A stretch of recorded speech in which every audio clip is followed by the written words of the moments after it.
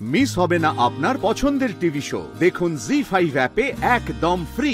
তোমার জন্য আজকে পুটির এই অবস্থা। তুমি কিন্তু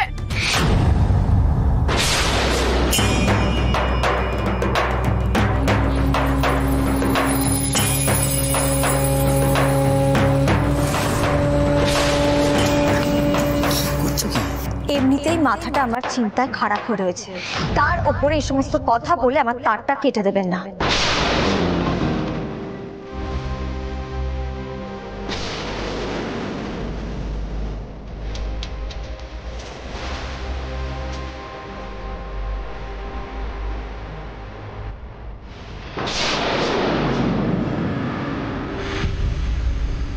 সৃজনদা এক্ষুনি আরেকবার ফোন করেছিল ওরা।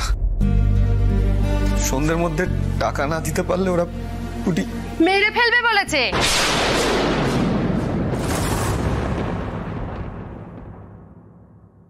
কিচ্ছু হবে না পুটি।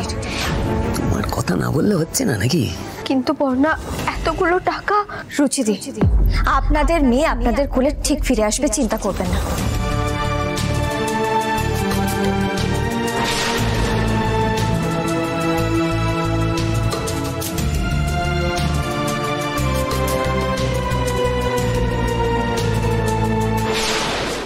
সৃজনদা প্লিজ আপনি একটু আমার সঙ্গে আসুন তো, আপনার সাথে আমার কিছু জরুরি কথা আছে।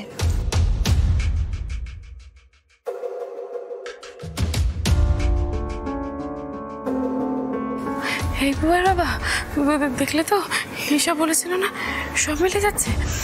এই ওই দেখো সৃজনকে নিয়ে চলে গেছে, সই করাবে বলে মনে হয়। ও বাবা, তার মানে সব মনে আছে। ওরে বাবা রে, এই মমিতা এখন বেঁকে যাওয়ার সময় না, তাড়াতাড়ি ঘরে চলো, গোছ গাছ করে আমাদের এক্ষুনি এখান থেকে কেটে পড়তে হবে। পড়ার টাকা দিয়ে আসার আগেই আমাদের এখান থেকে ভেঙে যেতে হবে। চলো চলো চলো, ওই জামা সবটা দেখো, ওই জামা, চলো চলো চলো চলো।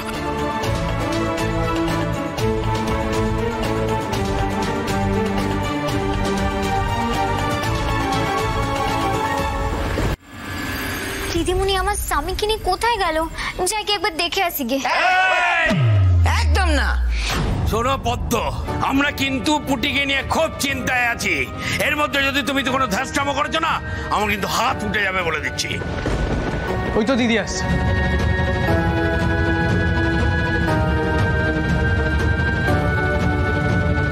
কিরে সৃজন, কিছু ঠিক করতে পারলি? কি করবি না করবি? কিডন্যাপারদের টাকা দেবো আমরা। আমাকে আর পর্ণাকে এক্ষুনি টাকাটা জোগাড় করতে বেরোতে হবে। আমরা আসছি। বড় খোকা, মেজো খোকা, তোরা এত চিন্তা করিস না রে। দাদু ভাই আর দিদি ভাই যখন একসঙ্গে গেছে, সন্ধ্যের মধ্যে পুটি আমাদের কোলে ফিরে আসবে। সবাই মিলে শুধু মন দিয়ে ঠাকুরকে ডাক।